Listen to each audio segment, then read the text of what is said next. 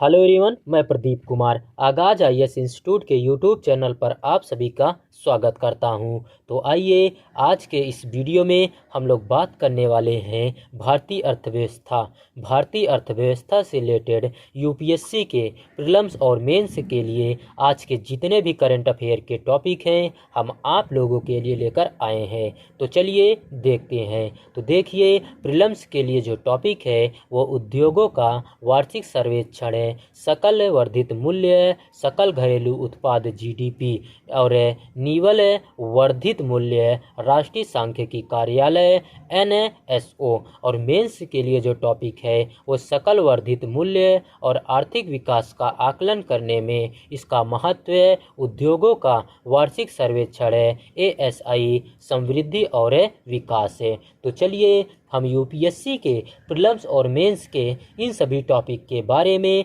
पूरे विस्तार से चर्चा करते हैं। तो देखिए, हाल ही में सांख्यिकीय और कार्यक्रम कार्यान्वयन मंत्रालय ने वर्ष 2020 और 21 और वर्ष 2021-22 की संदर्भ अवधि के लिए उद्योगों के वार्षिक सर्वेक्षण के परिणाम जारी किए, जिन्हें एएसआई 2020-21 और एएसआई 2021-22 कहा जाता है। तो चलिए अब हम लोग देखते हैं एएसआई 2020-21 और एएसआई 2021-22 परिणामों की मुख्य विशेषताएं क्या हैं। आइए देखते हैं। सबसे पहले हम लोग सकल वर्धित मूल्य जीवीए में वृद्धि के बारे में जानते हैं। तो देखिए, वर्ष 2019-20 की तुलना में वर्ष 2020-21 में जीवीए में 8.8% की वृद्धि हुई है, जो कि मुख्य रूप से इनपुट में तेज गिरावट 4.1% के कारण है,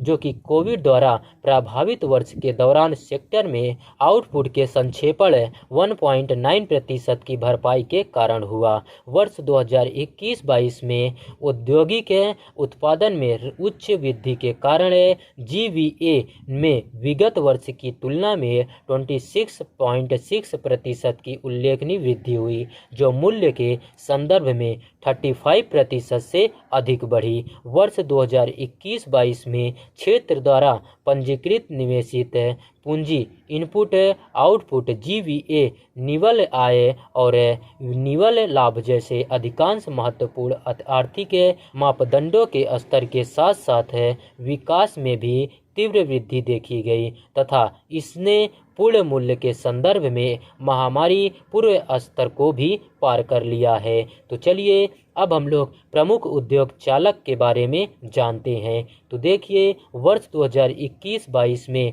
इस वृद्धि के मुख्य चालक मूल धातु, कोक और परिष्कृत पेट्रोलियम उत्पाद, फार्मास्यूटिकल उत्पाद, मोटर वाहन, खाद्य उत्पाद तथा रासायनिक एवं रसायन उत्पादों की विनिर्माण जैसे उद्योग थे। उन उद्योगों ने कुल मिलाकर वर्ष 2020-21 की तुलना में 34.4% की जीवीए वृद्धि और 37.5% की आउटपुट वृद्धि के साथ क्षेत्र के कुल जीवीए में लगभग 56% का योगदान दिया। तो चलिए अब हम लोग क्षेत्रीय प्रदर्शन के बारे में जानते हैं। तो देखिए, जीवीए के संदर्भ में गुजरात वर्ष 2020-21 में शीर्ष पर तथा वर्ष 2021-22 में दूसरे स्थान पर रहा, जबकि महाराष्ट्र वर्ष 2021-22 में पहले और वर्ष 2020-21 में दूसरे स्थान पर रहा।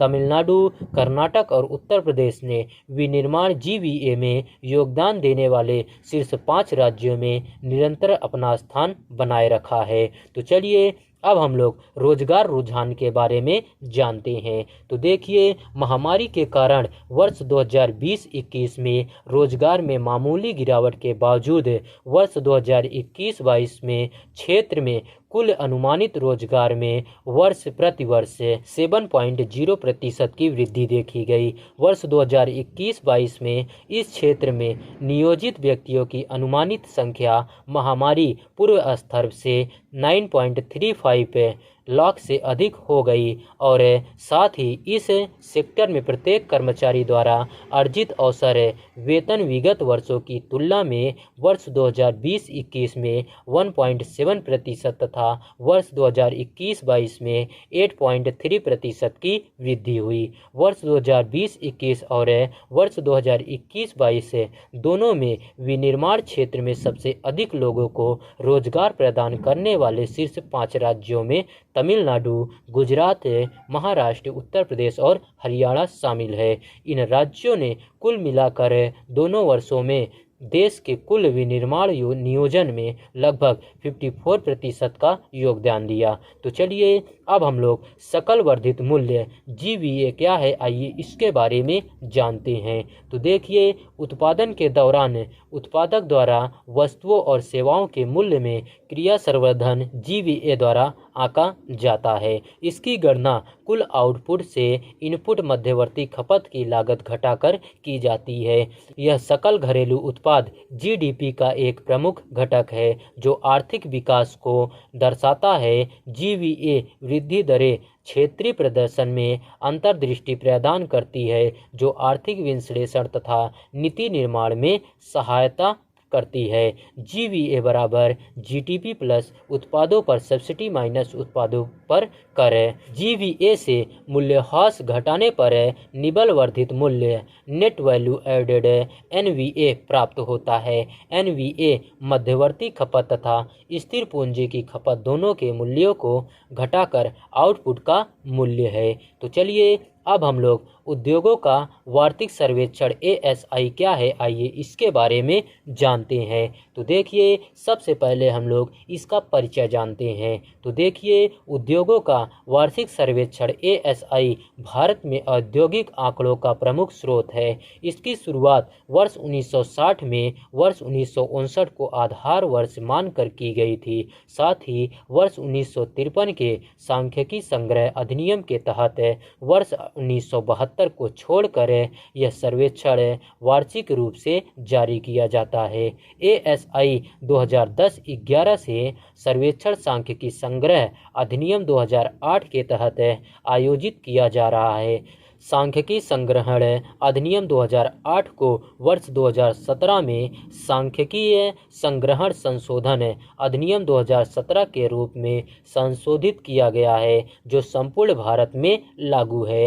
राष्ट्रीय सांख्यिकी कार्यालय NSO ASI का संचालन करता है। NSO MOSPI का हिस्सा है। MOSPI जारी आंकड़ों एवं गुणवत्ता के लिए जिम्मेदार है। तो चलिए अब हम लोग विस्तार एवं कवरेज के बारे में देखते हैं। तो देखिए, ASI फैक्ट्री अधिनियम 1948 की धारा 2M1 और 2M2 के तहत पंजीकृत कारखानों को कवर करता है। बीड़ी और सिगरेट विनिर्माण प्रतिष्ठान बीड़ी और सिगरेट श्रमिक रोजगार की शर्तें अधिनियम 1966 के तहत पंजीकृत है।